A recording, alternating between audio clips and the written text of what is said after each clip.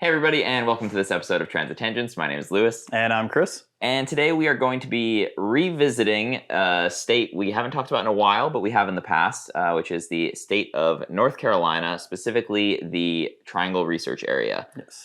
So that encompasses the cities of Durham, Raleigh, and Chapel Hill. And this area has had a bit of a rocky past with transit in the last decade or two. I would call it a series of false starts on transit. So today we're going to be kind of talking about why this region seemingly continues to struggle getting different transit networks off the ground. They do have a bus system kind of in each of these cities as well as a regional system.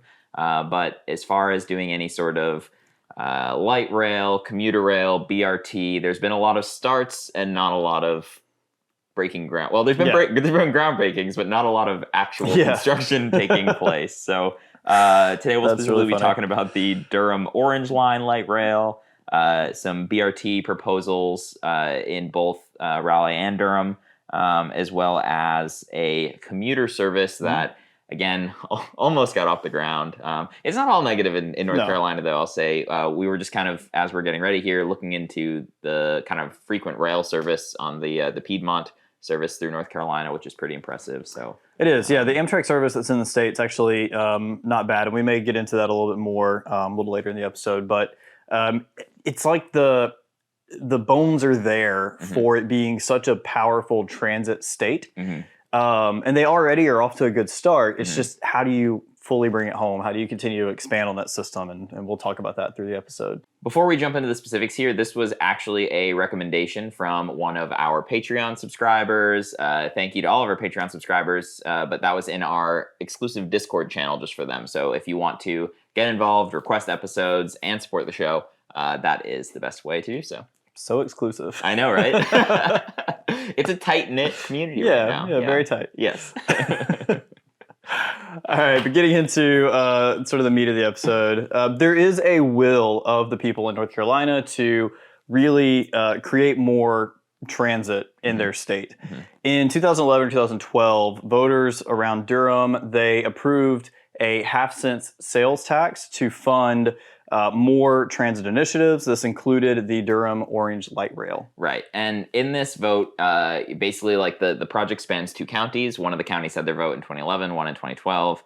In addition to the light rail, it also added to their bus network, increased frequencies, kind of updated some of the infrastructure and whatnot. But these votes passed overwhelmingly, and the Orange Light Rail was kind of like the shiny object involved in this that folks were really excited for. It was a 17.7 mile light rail. They're excited because light rail is sexy. It is.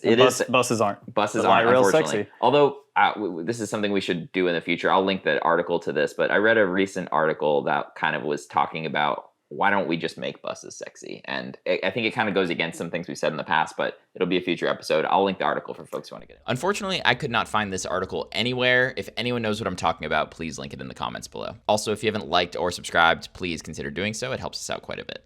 But this 17.7 mile system was going to encompass 18 stations along the way. It bridges the gap between three universities. You would have had Duke University. You would have had UNC, their kind of hospitals campus to the south, as well as the North Carolina Central University, which is just to the east of Durham. All of those would have been connected together in this system. Yep, and all of that connection would have served about, it was estimated about 26,000 riders per day. So pretty decent, ridership for this sort of local service. Totally. And what was really encouraging with this is, this area is, if you've been to it before, I haven't been directly, but I've spent a lot of time on Google Maps just kind of looking from above. Chris has been to the area before. It is fairly suburban, fairly sprawly, mostly car-centric infrastructure to get around. Sprawly Raleigh, that's what they call it. That's how I can say it right. Sprawly Raleigh. I was having a hard time saying Raleigh before. I was like, I'm going to say it wrong. Sprawly Raleigh. I'll never get it wrong now. Okay. That was good. I have been to the area. It's beautiful.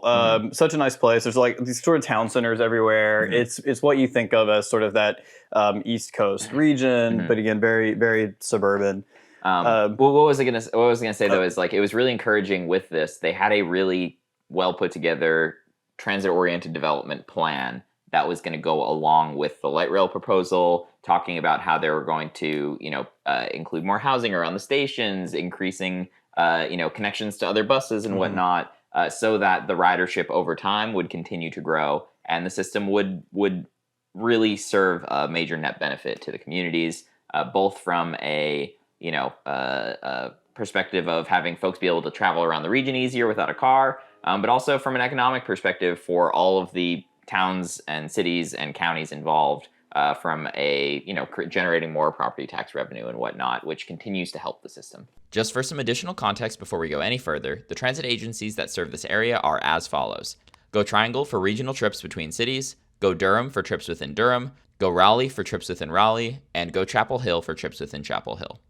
And there's already some service that exists today. It's the 400 bus that's run by Go Triangle. And it serves sort of that similar purpose of what the light rail would do. But as we've talked about many times, light rail is just more efficient generally than a bus service is.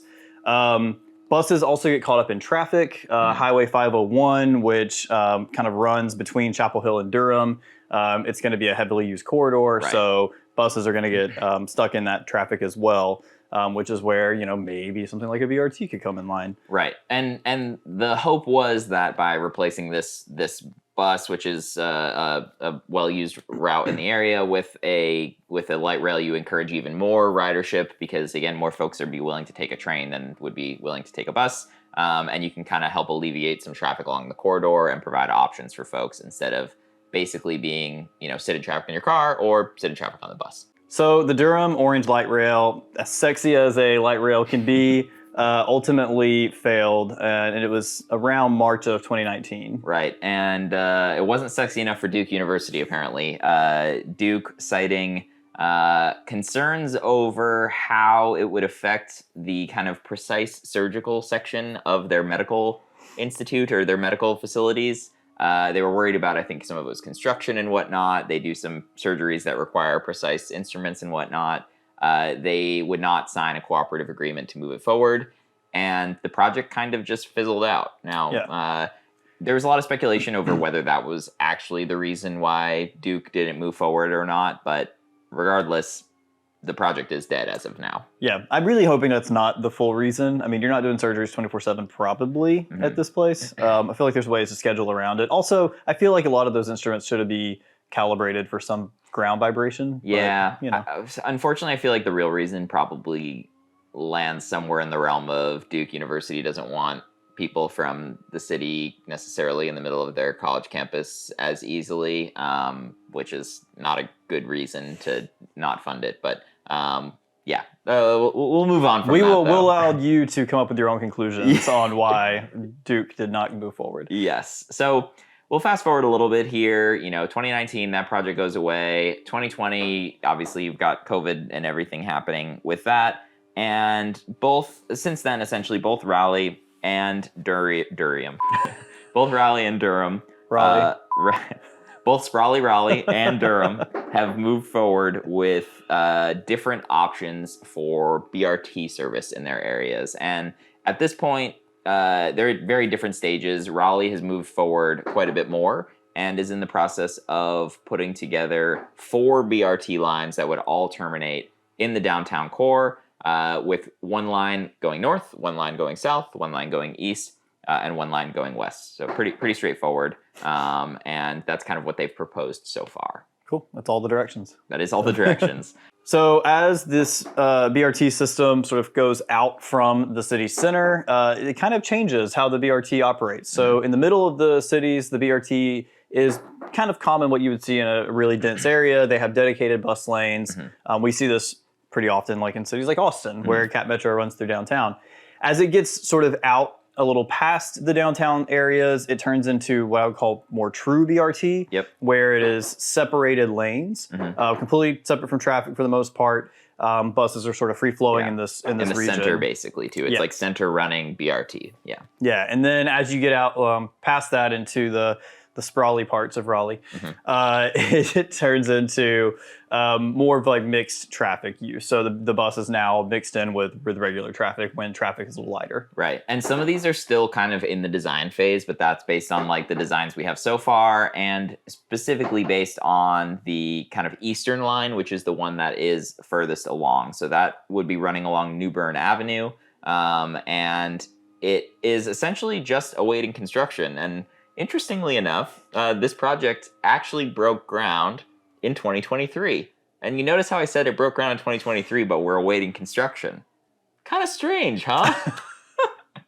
Did the ground break? Well, the ground broke for whatever ribbon cutting event that they did in 2023, but unfortunately, the project has had a series of kind of missteps here. I'm actually going to read a direct quote from Mass Transit Magazine here. Raleigh held a groundbreaking ceremony for the New Bern BRT line in late 2023 and hoped to begin construction the following spring. At the time, city officials said they expected the line would be completed by the end of 2025. But the 2 failed attempts to begin construction set that timetable back. In response to concerns from contractors, Raleigh is also allowing more time to complete the work, pushing the likely completion back further, according to Het Patel, the city transit planner overseeing the project. So basically, there were 2 failed attempts that they're talking about. Don't mind the woodpecker that is... If you could hear knocking in the background, I have a woodpecker attacking my window.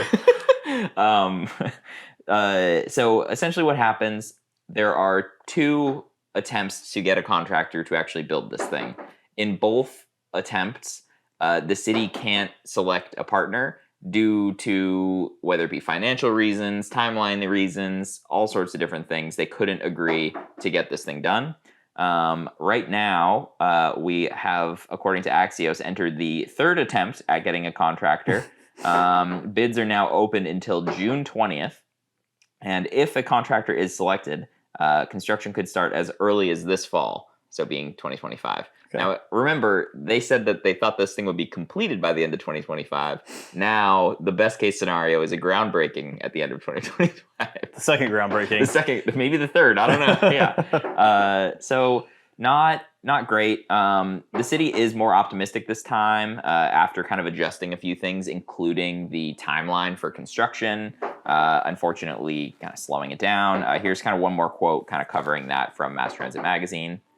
Based on the recent feedback received and construction timelines that contractors communicated were more achievable, we anticipate construction completion and operations by summer 2030. I feel like 2030 is kicking the can down the road for every transit agency. It seems like every project that we talk about, it's somewhere between 2030 and 2033 is the finish date. Have you noticed this? Yeah, I feel like 2030 is the new 2020. Yeah. A lot of things were 2020 before, you know what I mean? Like there's a lot of big projects that starting a 2030 conspiracy. It's just never going to happen. Yeah, I mean, it's... But at least there's still a little bit of movement, and the city is still actively, seeking the contractors and trying to get this going. So I would call this one of the transit false starts, but at least it's still kind of progressing. We'll know in June. I mean, we'll try to keep an eye on this and keep folks updated. We'll know in June if they at least select a contractor, but it kills me that in the United States, it will potentially take 5 years just from the start of construction to finishing this thing. Like, we should be able to build a freaking BRT line from like the day that the vote passes to having it operational in like 2 years. Yeah. Not 5 years after they've selected a partner, after it had already been planned for several years leading up to it, that had a groundbreaking in 2023. Right. Like, we would have built a highway in a much quicker time. Agreed. I literally, like, it's embarrassing. Yeah. That's not like what a developed country... No. Like other countries that are frankly not nearly as developed as us can do this in half the time. Yep. Even if it's like just temporarily, like throw some freaking flex posts in the ground and paint and get it going while you upgrade the infrastructure over time. It's not great. And this isn't just to knock them. I mean, this happens all across the country. Absolutely. But on the Durham side, their plans are definitely in the earlier stages. To make the story brief, they had plans to add BRT or BRT Lite, and they're looking for federal funds from the Small Starts program.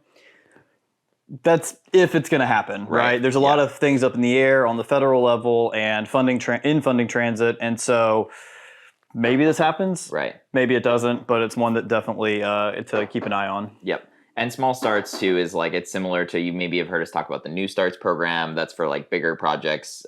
Projects like Project Connect here in Austin would fall into that. But again, yes, it requires federal. And we won't talk about the federal government stuff today because we had a lot of people who were like, you can't talk about politics and transit at the same time, blah, blah, blah, blah, blah. A lot of complaints on our video from a couple weeks ago. Transit is political. I know. And most of the hardcore fans were in there saying that as well, but we had some naysayers, but that's fine. Go ahead and continue naysaying. That's all right. All right. So up next on this journey of transit projects that never were is the Raleigh Commuter line. This was planned to be a 43-mile line with 15 stations connecting West Durham through Raleigh and onward to Clayton, which is on the east side of Raleigh. So, yep. And a feasibility study came out for this in 2023. Proposing doing it in 3 phases for a total cost of around $3 billion. Yeah, and it was essentially this like phased approach. The phased approach would start by connecting the eastern suburbs of Raleigh to downtown.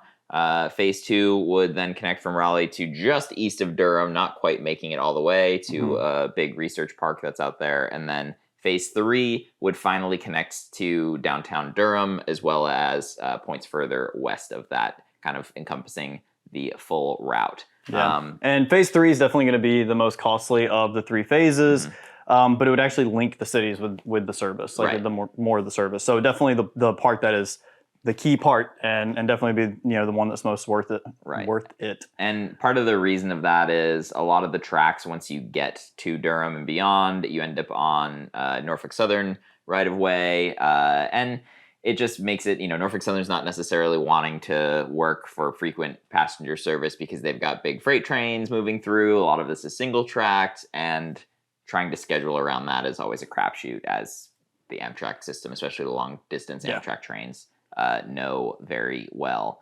And unfortunately, after this feasibility study came out in 2023, the FTA, actually under the Biden administration, pulled the plug on any federal funding going to this project, citing ridership concerns, among other things along the way. So, So Mayor Pete, we have to have a talk. Got to figure out what happened.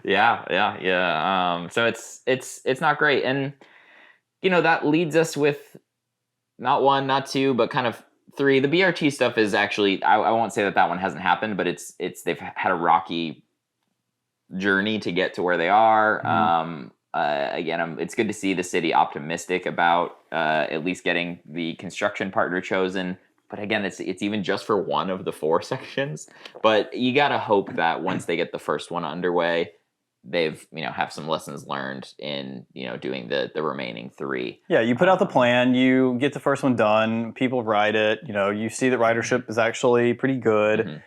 People get used to the idea of BRT, and then it's easier to do the rest, hopefully. Yeah. And if you have a good partner on the first one and things go well, then you can use that same partner for the others, probably. Exactly. And I would also like to think, too, that, let's say Raleigh gets their first ones going, that information could also be really helpful for folks in Durham as they try to build out theirs. I read a brief proposal. Chapel Hill was talking about doing their own little BRT as well. So hopefully, with these metros being so close to each other, especially Raleigh and Durham's only, I think you said it was 10 miles away, basically.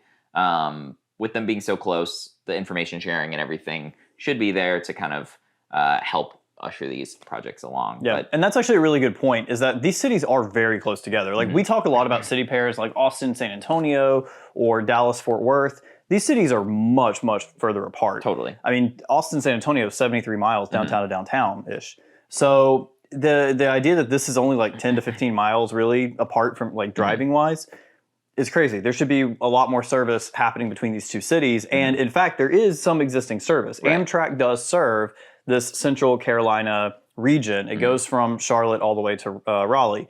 And the trains between Durham and Raleigh, they come like 6 times a day or so. Yeah, I think it's 5 times a day on the Piedmont, and then you get a couple more with some of the longer distance. So the longer distance ones are probably less reliable time-wise, but the Piedmont service, from what I can tell, is actually fairly reliable on a Yeah. schedule. So if you are dedicated to using train service, there is an existing service in this region. Can it be better? Absolutely. And there is also part of the Go Triangle regional system. There are buses as well that go back and forth. But again, with the buses, you end up with the traffic issue. So, you know, in the long term, and this is now just us throwing some ideas out there. When we talked about the BRT that's happening in St. Paul and eventually will be kind of extended to Minneapolis, and that system in St. Paul actually should be open now, which is pretty awesome. I actually don't know for sure. I'm curious to go and look, but that was a really interesting proposal where you're just like creating real dedicated BRT along a highway. And this is an area where like I could see that making a lot of sense, but yeah.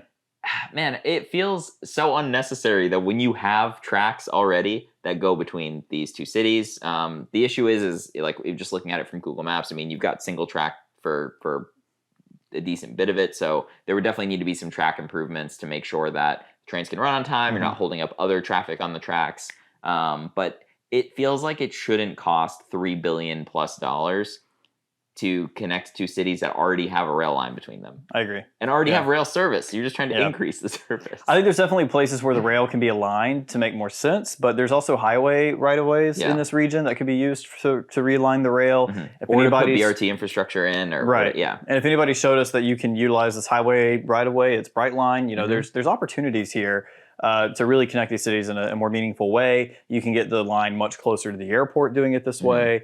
And like I said, with this sort of being, again, a kind of a suburban area, but with a lot of little town centers, all of the bones are there for it being such a good transit region and connecting all of these little towns in. Yeah. And I think I lightly mentioned this at the beginning that, like, you know, when they were initially going forward with the first project we talked about, the light rail, they put together this transit-oriented development kind of guidebook and whatnot. If you kind of lean more into that, I mean, I know Durham recently got rid of parking minimums when they were kind of working on this. So like there is a push to do this sort of stuff. Yeah. But they're so close yet so far sort of thing on all of it. So worth noting too, we did talk about some commuter service that was proposed in Charlotte in a previous episode. We'll make sure that's linked for folks. But otherwise, if you live in this area, definitely let us know what you think. If we missed anything, let us know. We'd love to kind of hear more about what is going on in the area. So anything else we need to add? End it there. Cool. If you want to support the show, be sure to like and subscribe to videos and share those. Also, you can support us via our Patreon or buy me a coffee. Or if you would like some Transit Tangents merch, we have our merch store as well. I think we're definitely going to add a shirt about Make Buses Sexy again or something like that. Maybe Sprawly Raleigh. Sprawly Raleigh. We'll have to go to Raleigh before we do that, I think. If you have ideas for merchandise, let us know. Totally. With all that being said, though, thank you all so much for watching and enjoy the rest of your Transit Tangents Tuesday. Yeah, I'm saving that dough. Public transit's where it's at. Watch me go.